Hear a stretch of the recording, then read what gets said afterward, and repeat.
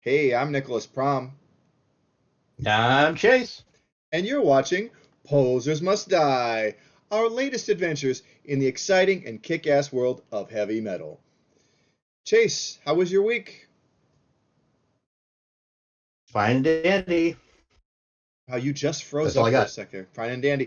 Do any good Halloweenness? Yeah, I found out about 5 minutes before we were going trick or treating that we were going trick or treating, and then it rained on us. But Yeah, kids got a haul, so there you go. yeah.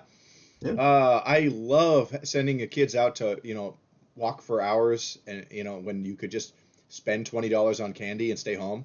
Um, But but yes. Okay. But yeah, Halloween. I had a very busy day on Halloween. I went down to the Burnside skate park. There was like a big punk show with a bunch of punk and hardcore bands, and they were celebrating like the 35th anniversary of the park, and that was cool. Oh, Tyler from Atomic Terror came with me, and then and it was awesome. The weather stayed nice. mhm. Like we heard it was supposed to rain like most of the day, and then like, oh, it was not, Yeah. it was nice weather and it was clear most of the time. Then it started raining. But we bailed because a someone set a bomb off. uh Okay. Dude, like I was just a few yards away from this. Somebody dropped a mortar down into, those orange barrels that people have put up in places for like barricades and things. Okay, somebody dropped Yeah. one down in there and it exploded, and there was like trash and debris everywhere. Like, scared the shit out of me. My back was turned to it. I thought like I was about to be shot. I thought it was like going to be a mass shooting or something. So Fucking hell. glad didn't happen. But we decided to get the fuck out of there after that. So we headed over to the high water mark, which was, we were going to go there anyway, um, and uh, and saw Stress Test. It was let me put up the flyer. 1 second. Let me pull up the. Oh, I want to remind people also before I get into my story. Atomic Terror's live album, Live Aggression, is now out. You can get it on Bandcamp. It's streaming on Spotify and YouTube right now, and it will be on Apple Music very soon. And if you're on one of those other ancillary platforms, I can't tell you if it's on there, but because I don't check those. Shit, these guys keep getting better. They just keep getting better. Yay! Good. Thank you for that praise. But yeah. So anyway, the flyer for this.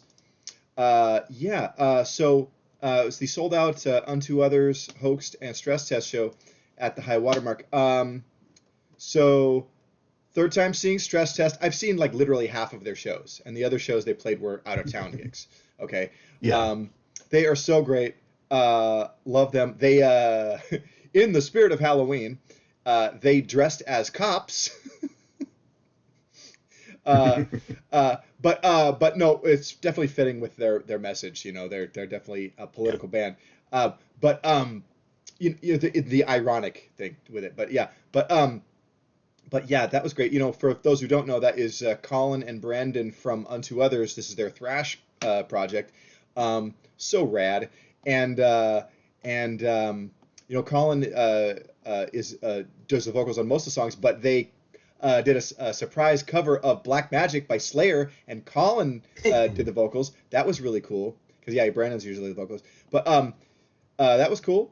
And then Hoaxed, who are a rock band. It's like an all girl rock band. It's April from Soul Grinder, and Cool.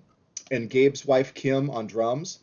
And I have a hard time finding like a great descriptor for this. Like, it's like objectively it is good, but it's not my thing. It's like, I would say, Yeah. imagine, and I'm probably going to be like totally wrong, but like, imagine if Sarah McLachlan was like Sarah McRocklin, so something kind of in that vein. I mean, I don't know.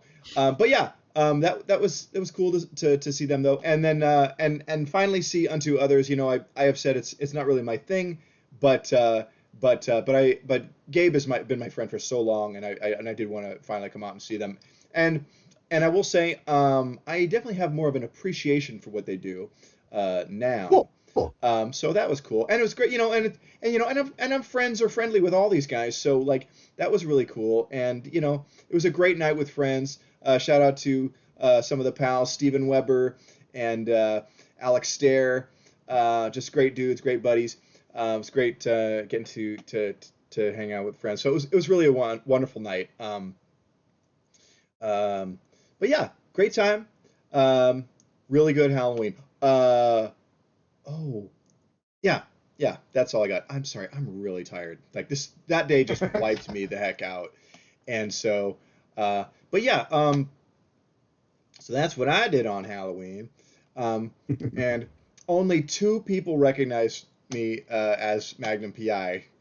Oh, dude. Oh, man. You know what? It's an old reference. It's kind of like Yeah. what am I gonna oh, nobody recognized me as like a character from Leave It to Beaver. Like so it's okay, but I had fun anyway. And yeah. Uh, um, but yeah, so we have a couple of albums to review, and why don't we go Yeah. ahead and do that? Um, let's see. I've got first up, tee us up. What do we got here, Chase? We got HELLSLAUGHT, Violent Iconoclasm, Yes.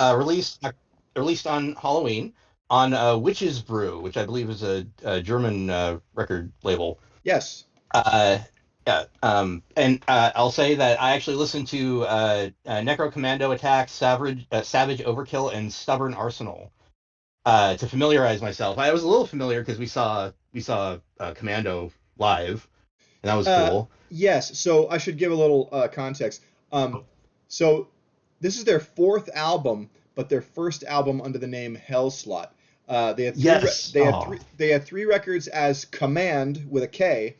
But Doug explained to me, he's a frontman and guitarist, that there's another Command with a K. It's like a kind of a death black band, and like they just kind of were playing this game of chicken with them of like who was going to change the name because on social media both bands got tagged in the other band's stuff like a lot, and so it was kind of ah, counterproductive. And so these guys just said, "Screw it, they're gonna do it." They changed the Hell Slot. We saw their last show as Command, which was yep. cool. And then I saw them over the summer at they were a last minute replacement at the Soldiers of Steel festival, um, and I got to see them and hang out with them during the fest. They're a great bunch of guys, so I'm pretty friendly with these dudes.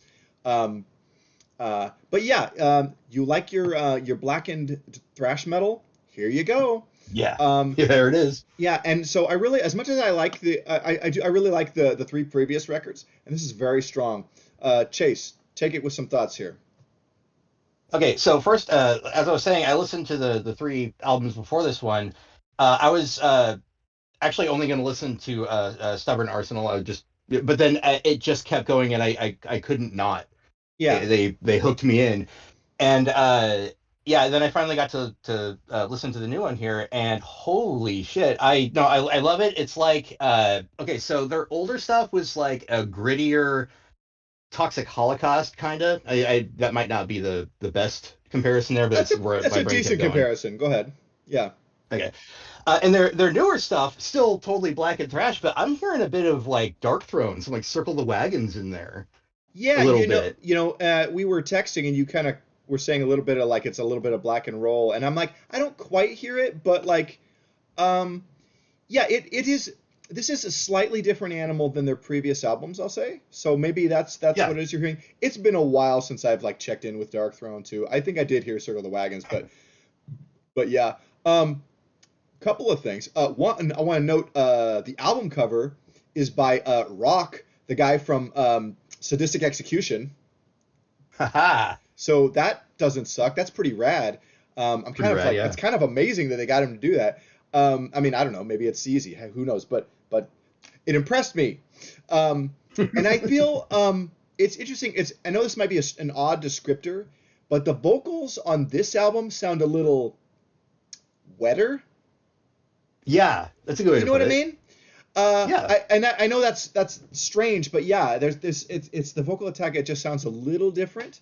Um, but it's cool, and it's real speedy. I would almost say it's a little more Yeah. black speed metal. You know what I mean? Um, Okay. ish. But yeah, very cool.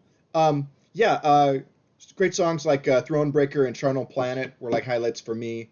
Um, pretty ripping, pretty ripping. I like these guys a lot. Doug and Johnny and Wes. I'm fairly chummy with. I'm sorry, the other dude in the band I haven't met. But and I went to look it up on Metallum, and of course it's all those like It's all their count. stage names. Well, Yeah. yeah, it's all like Count Blood Vomit and like Baron Blasphematron stuff. So I'm like, who? I don't know what the guy's name is.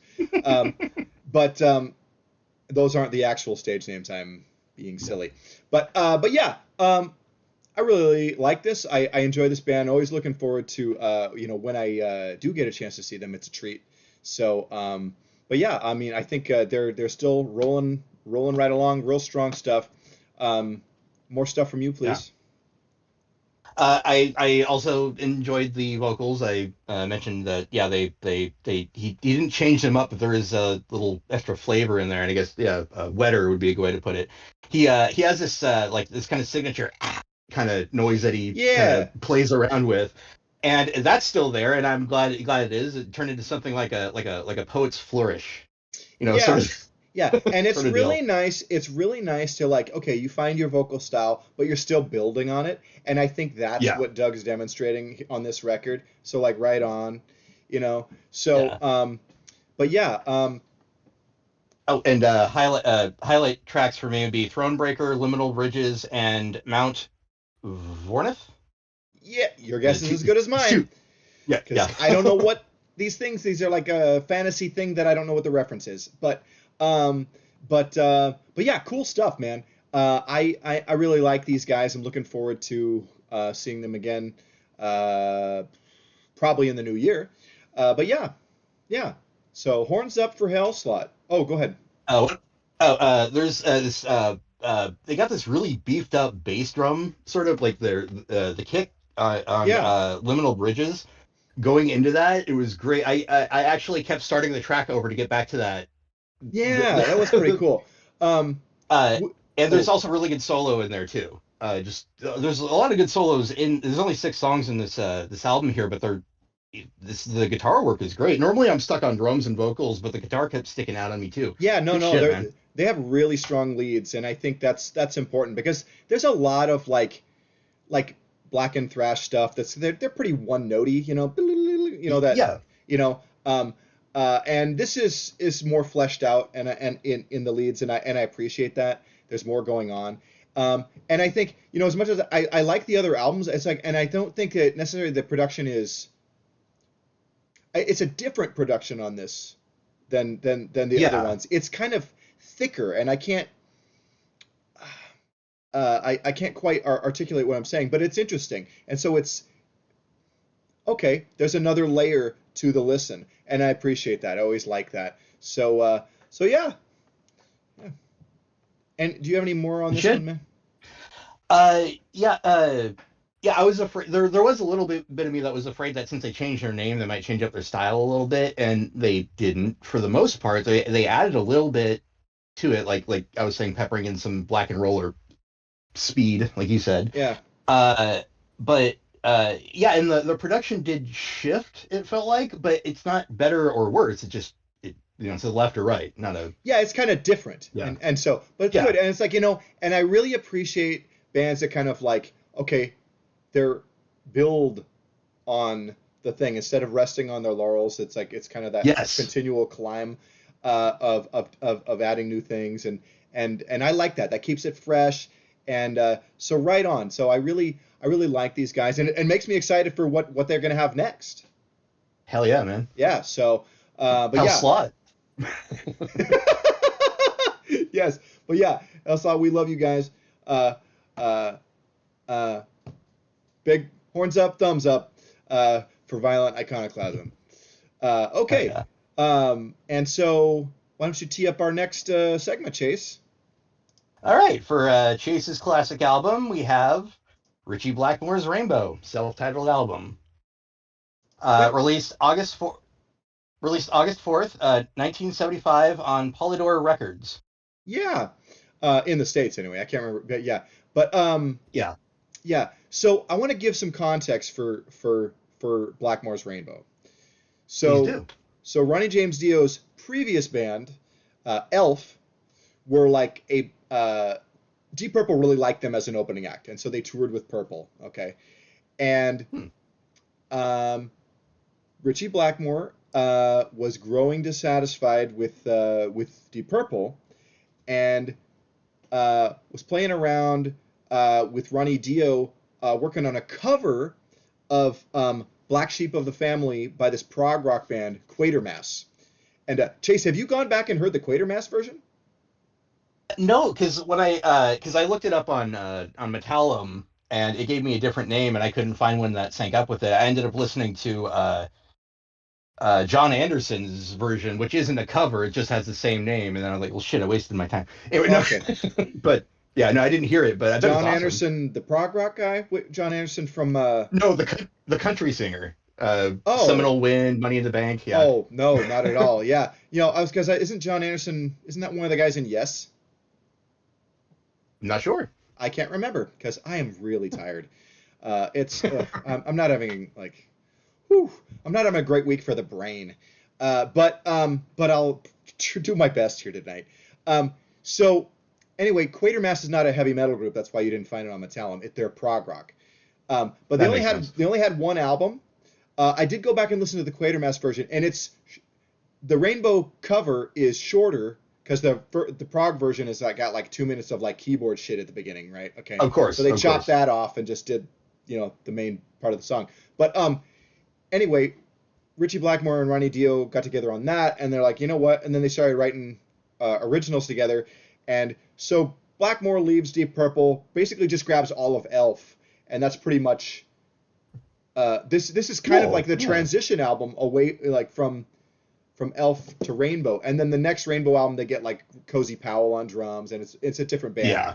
And this is a really good album, or it's a great album, but then the next two are even better, and I love that upward arc. But Rainbow Rising and Long Live Rock and Roll are even better than this record. But this is Yeah. an awesome record.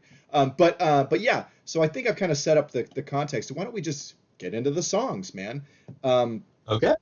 yeah. Uh, I was going to start off by saying that I actually was going to do a joke where I ended up saying, "Oh, no, this is easily my favorite track," but it stopped being a joke. I love almost the entire album. So, Oh, oh, I'll be curious to see what you don't love on it.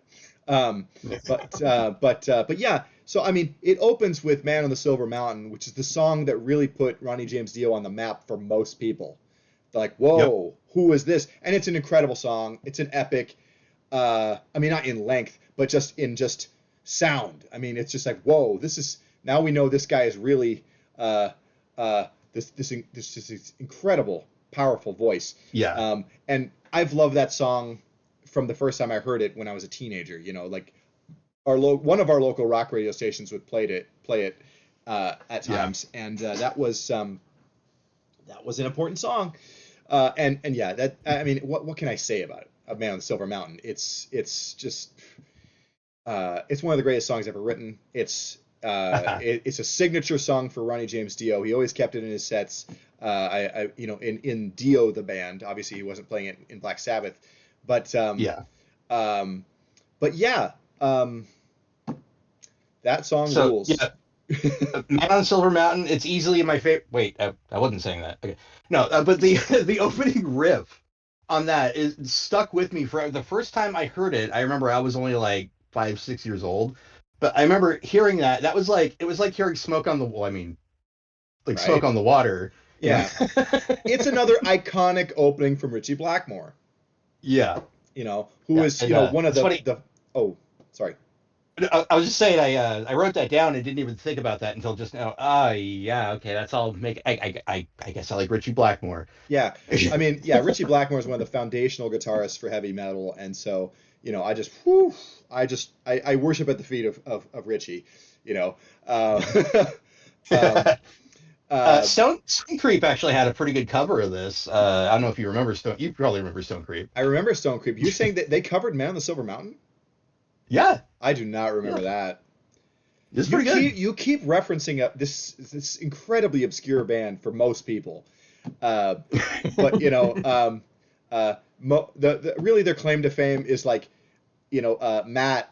their frontman is the guy in Bewitcher, who is a vastly superior band, Matt Litton.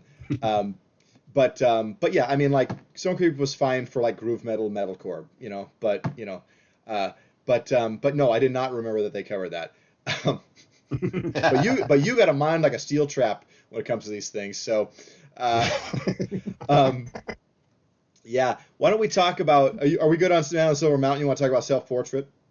Yeah, Self Portrait.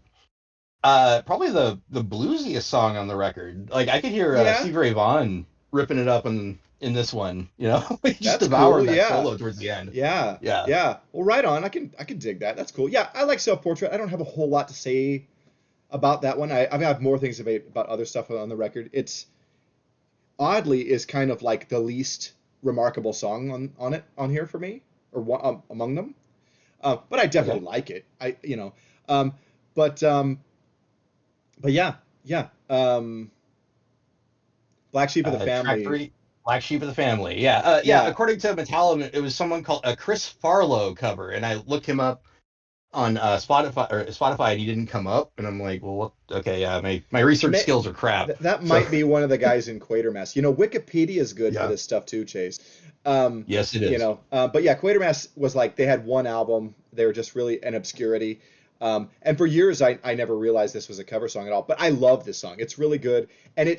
And coming off of Elf, this and another song that we'll talk about later are very much fitting the Elf vibe. If you've ever listened to those Yes. records, it's um, uh, but yeah, no, it's a really really good song. I mean, like I could see it as a hit single.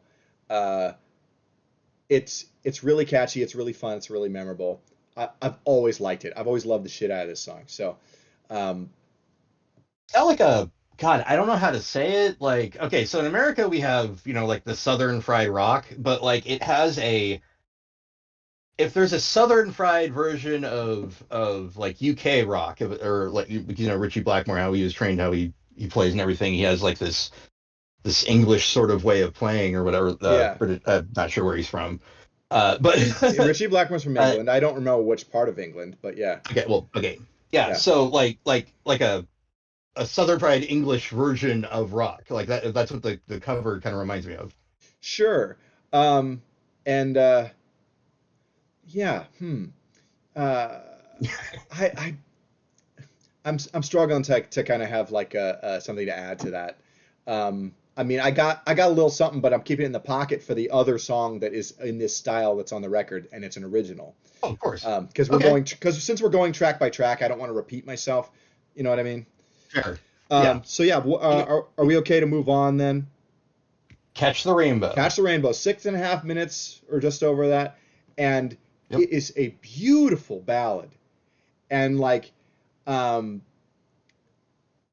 it and it's soft, but there's something epic about it. It's really just magic. I mean, it is a perfect marriage with Ronnie Dio and Richie Blackmore. This song, it's just gorgeous, and uh, and there's still moments where he gets to belt out big stuff too. When it comes to that building, life's not a wheel Yeah. with chains made of steel.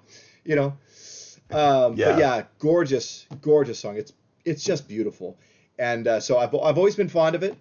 Um, uh, Great Uh, stuff. it's the it's the weakest song on the album to me, but Really. but it's still like an 8 out of 10. Yeah, I mean Like this is and yeah, it's like weakest song on a great album. You know, yes, like I said, it's like banger after banger after banger. And Catch the Rainbow, I like it, but I don't skip it, yeah, but like it's not it kind of it doesn't drag it down or anything because it's a ballad. They're allotted a ballad, of course they are. yeah, But yeah. yeah. And then Snake Charmer is another rocker, Oh God. you know, Yeah. and uh, I mean it's as meat and potatoes hard rock as Richie Blackmore gets, but man, Yeah. he can bang those out like like like him tossing off like a hard rock song like that, and it's just great, you know. Uh, uh, I love it. I always just I always assumed this one was about like a sleazy womanizer who's like, oh crap, here he comes. You know, it's You funny know, because like, I've never sat down and read the lyrics. It's funny. This was one of the okay. records that I inherited from my uncle, along with Hmm. all the '70s Uriah Heep stuff. Um, but he had this, and it was great, because I already knew Man on the Silver Mountain, but it was great to have this whole album. That was really nice. I think a Yeah. lot of people only know Man on the Silver Mountain. You know, Oh, most they're rock missing out. they are, because yeah, this is a really wonderful album. And then the Temple of the King, another beautiful ballad song, but oh, My it's gorgeous. It's gorgeous. And like I my can't actual favorite song on the album. Yes. yeah, it's beautiful. And like look, I attended Ryan James Dio's funeral, which I think I've mentioned before. And there was and this song always makes me think of that because it's kind of Uh, yeah. it's mournful and Yeah. and also like literally at the event itself, like there was like a tablecloth where people were signing stuff, and I quoted the song, a lyric Yeah. from the song, uh, but when I wrote on that. So, but yeah, it was, it's mournful and it's very meaningful for me. It always kind of touches my heart when I hear this song, because it reminds me of that experience, which is really a really once in a lifetime thing, you know. Um, um, um, oh, another Deep Purple connection. Glenn Hughes sang at Ryan Tito's funeral. Um, Oh. of course, uh, Blackmore and Glenn Hughes. I don't think were. No, don't quote me on that. Sorry. Yes, they Okay. were. Yes, they were. That's right. So sorry. There's three Deep Purple albums. I'm taking a little side trip here. There are three Deep Purple albums with David Coverdale and Glenn Hughes, and Richie Blackmore plays on two of the three. But yeah. Um, but anyway, and then we get to If You Don't Like Rock and Roll, and that is another like this is such an Elf song. So Yeah. if you don't like rock and roll and Black Sheep and Snake Charmer, kind of, especially this song, they kind of have that boogie woogie piano kind of thing that Elf had. Yeah. Songs like Yeah. Sit Down Honey and Carolina County Ball, shit like that. There we Um, go. Yeah. Yeah. but yeah, if you don't like rock and roll, and it's a rocker too, but it's got this boogie, like I've never It's a been a big crazy. like I've never been There's a a crazy. Go ahead. Go ahead. I've never been a ZZ Top guy, but that boogie thing I can appreciate at times, and this has that. You know Yes. what I mean? Yes. Go ahead. And I'm sorry. you get crazy tonal whiplash from Temple of the King to If You Don't Like Rock and Roll. Yeah, a little Like bit, a super little bit. somber, not a dirge, but like it's a a song about a calling, and you're coming, and you're paying deference, or you're sitting in court, or whatever. It's just this crazy uh kind of serious song, even though it's fanciful. It's very serious, and then the piano, Yeah, and it's like, weird. It's oh, I'll it's take a phosphate and I'll go down to the hop, kind of feeling. yeah, a tonic, a phosphate. Yeah, but that's funny. But yeah, it's funny though because like it's not as jarring a transition to me as you're describing, but I'm amused by this, so I'm like we'll just go with it. Um, uh, and then of course we get into 16th century Greensleeves, which is like, oh, is this song like the inspiration? Like, is this the song that launched made Mark Shelton want to play guitar in Manila Road? Because like it really can you not see this being like No, dude, I can totally see that. Like being a he Manila listened Road to this song? and was like, I have a vision. Yeah, and like Yeah, you got to know that I'm sure Mark Shelton in the '70s was just like worshiping the first three Rainbow albums. I mean that totally. the inspiration's right there, and um, and yeah, I mean this is one of the best like heavy metal bands of the '70s, and and yeah, I just love it, love So it, love the 16th jammy century I Greensleeves. wrote the jammiest tune to siege a castle to. Yeah, and it is talking about that medieval shit. I do love. I just want to take a moment and talk about the album cover. I love that it's a guitar castle. That totally rules. Um, but yeah, but like but Ronnie Dio and Richie Blackmore both love that medieval shit, and it's definitely present in this. And Oh, it's did they? like, Wow. and yeah, shocking. And then like what I want to talk about Rainbow for a second. And I know there's one more song and we'll talk about it, but like they did these three albums. And then they did the one with Graham Bonnet, and there's the three more with Joe Lynn Turner. But those last four Yeah. Rainbow albums, it's a huge shift. It goes from this heavy metal to like AOR hard rock. It's not bad. It's really good, but it's just No. different. And those are more hit maker kind of records. Um, but then after that last Rainbow album, Richie Blackmore went back to Deep Purple for several records. Go listen to Perfect Strangers. That's an awesome return. That's a great comeback record for Deep Purple. Um, and then, but now what Blackmore does, Blackmore's Night, which is like this like classical kind of like medieval shit thing with his wife, Hmm.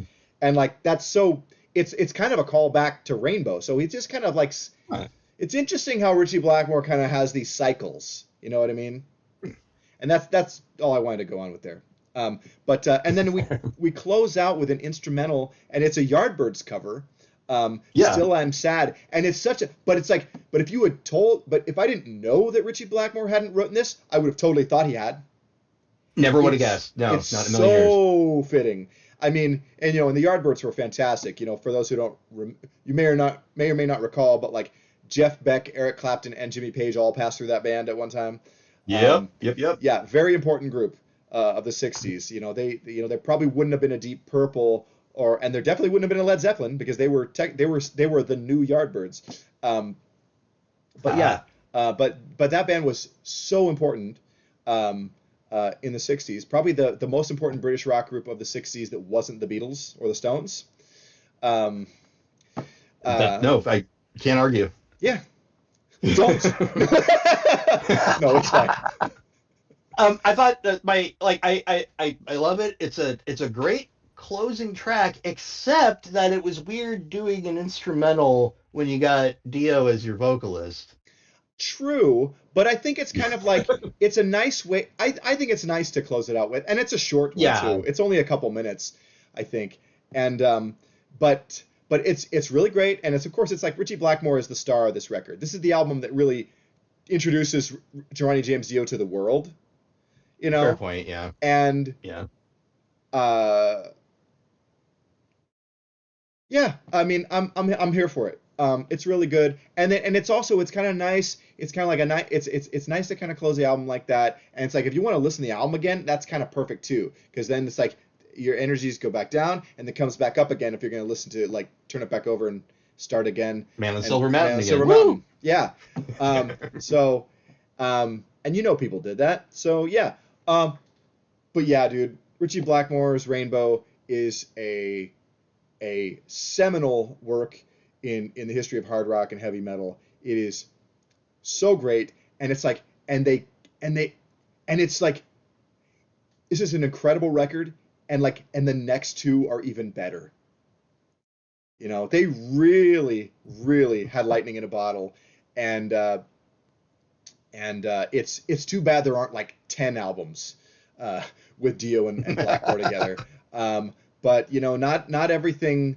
Uh, you know, those guys both have big egos and different personalities. I think it was maybe destined Yeah. not to last.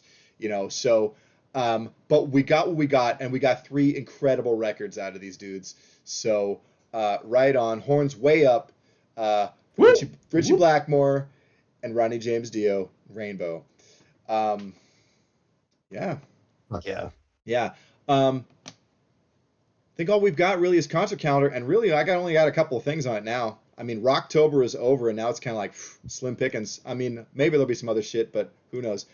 Tomorrow, oh man, yeah, no, November 3rd. Yeah, I'm putting up a show that nobody's even gonna see this announcement for. But anyway, at the world famous Kenton Club, whole bunch of punk stuff. Fan club from Seattle, who I don't know, but my buddy Sergio's band Betrayer is playing. I think it's his Betrayer, yeah. last. I think it's his last show with Betrayer, alongside some other bands, Social Ills, Bottom Blade, and American Spectrum. $15 at the Kenton Club. That is a great room. I really like that place. So If you're able to go on a Monday night, man, hit it up. It's going to be a great time. And then, gosh, way into the future. Over a month. December 13th. It is Merry Thrashmas 2. It's a triple thrash threat. The Accused AD, our buddies Chemical Annihilation, and our friends Battle Cattle are going to be playing at the Twilight. That's a great room. Great room. Yeah. Chase, have you been to the new Twilight? I went to I went to a Twilight. I don't know which one. Well, there was one that was it was a pretty small room, and it was next to the post office on Powell. I'm gonna say no. Okay. Then. So, and this one is different. I can't remember the street it's on, but Must but be anyway, that one then. gosh, I know all the people who are like not from Oregon be like, wow, this is such great content. But anyway, yeah, that is a show. And that's our show. Chase, why don't you hit us with the sign off? Thanks for watching, everybody. Yeah, I'll try, I guess. Thanks for watching. Like, comment, subscribe, and remember, I'm hot, sticky, sweet from my head to my feet. Yeah. All right, good night, everybody. Turn it off. I'm gonna.